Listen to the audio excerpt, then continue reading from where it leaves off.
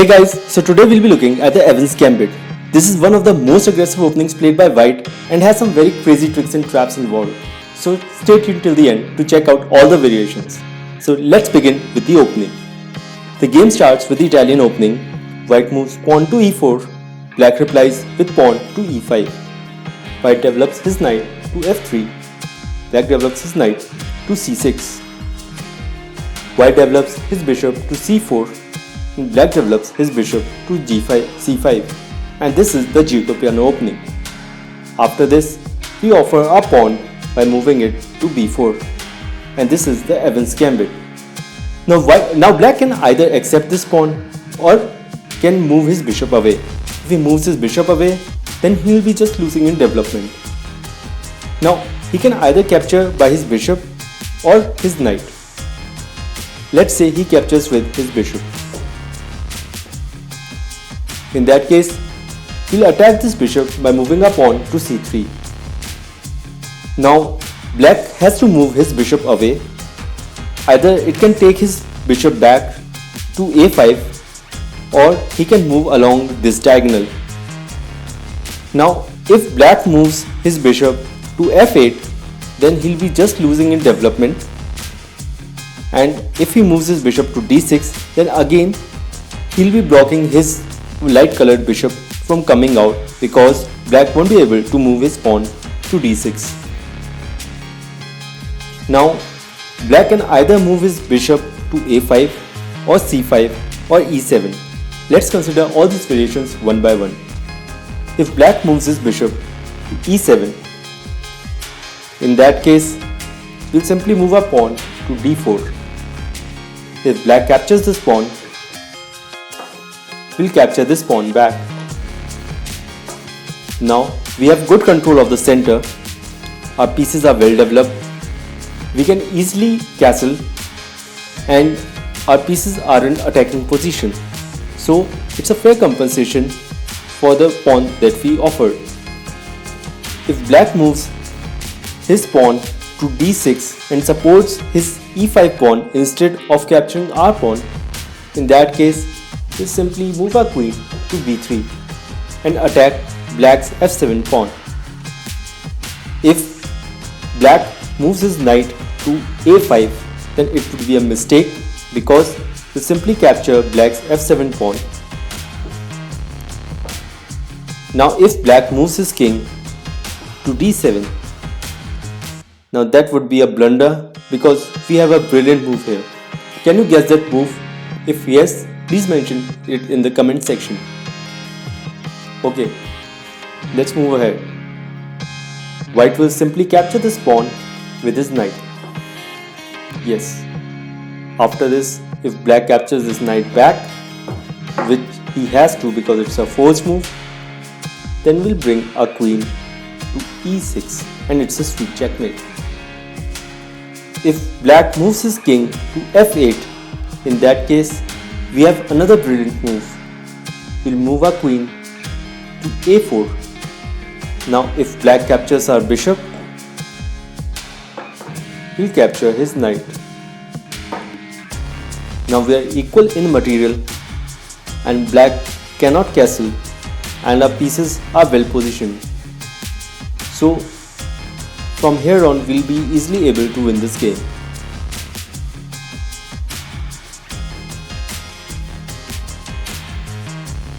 Now let us consider the most obvious move played by Black.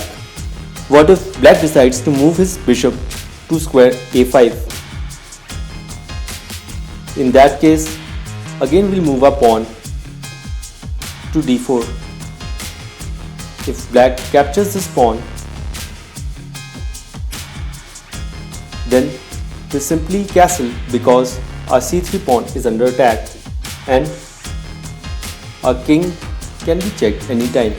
If Black captures our c3 pawn, in that case we'll move our queen to b3 and attack king's f7 pawn.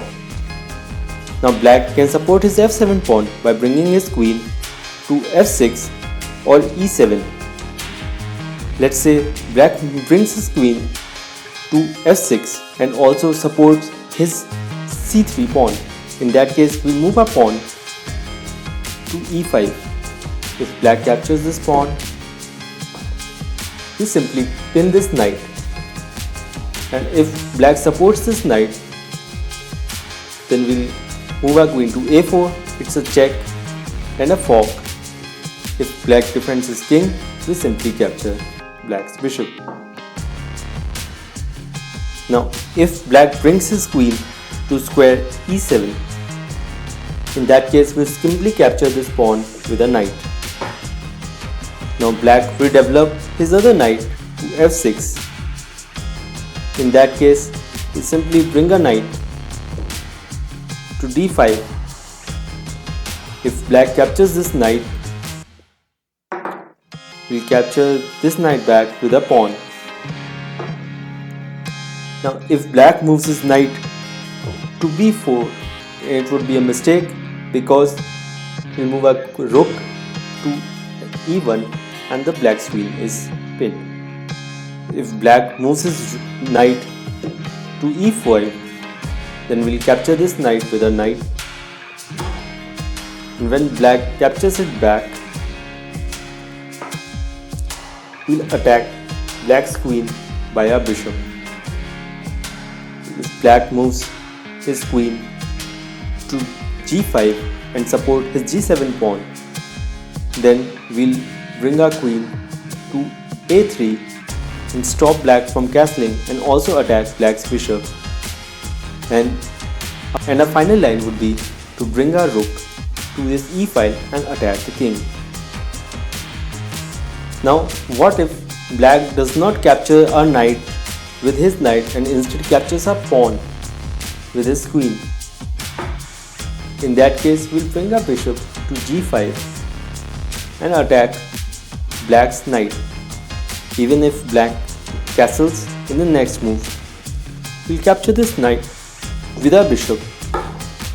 And when black captures it back, we'll capture this pawn with a knight, and black's queen and king are forked. Now what if black decides not to capture our c3 pawn with his d4 pawn? In that case, black can either develop his knight to f6 or move his pawn to d6 or bring his bishop back to b6.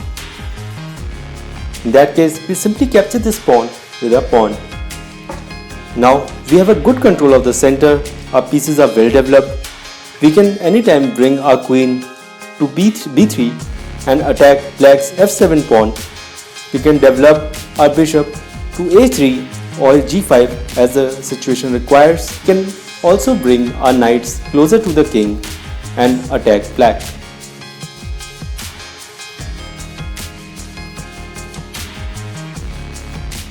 What if black moves his bishop to c5?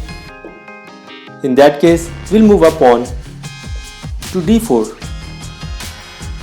If black captures this pawn, we'll capture this pawn back. Now black has to move his bishop back. If black moves his bishop to b6, then we are on the same situation like we discussed a little while ago.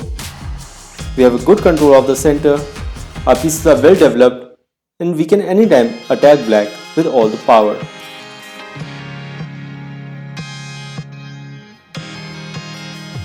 What if, when we attack black's bishop with this pawn, black captures with his knight instead of his bishop? In that case, we'll attack this knight with a c3 pawn, and when black moves his knight back, we'll move our pawn to d4, and this situation is repeated.